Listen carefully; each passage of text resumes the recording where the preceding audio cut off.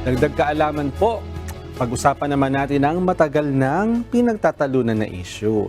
Ano po ba yan? Ano bang mas dapat na isuot na damit kapag mainit? Kulay puti po ba o itim?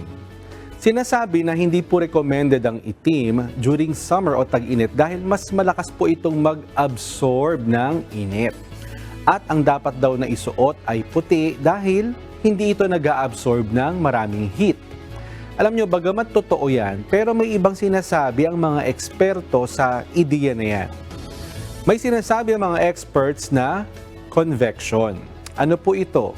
Ito yung passage ng heat from one element to the other. Gaya ng isang bagay, papunta naman po sa ating body. May pagkakaiba po kasi ang temperature ng damit at ng katawan natin. Ang payo ng mga eksperto, mas okay daw po na magsuot ng itim na damit sa tag-init. Dahil ang katawan po natin naglalabas ng init in form of thermal energy.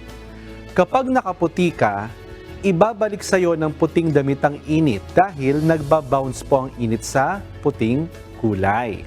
In contrary naman, kung nakaitim ka, ia-absorb ng itim na damit ang init at mababawasan ang init mo sa katawan. Ito ang dahilan kung bakit maraming mga kababaihan sa Middle East ang nakasuot ng itim na kasuotan kahit mainit. At ang isa pang mahalagang tip, magsuot po ng maluluwag o loose na damit kaysa masikip upang malamigan. Sana may natutuhan kayo at laging tatandaan, mapalad ang tao na nakakasumpong ng karunungan at ang tao na nagtatamo ng kaunawaan.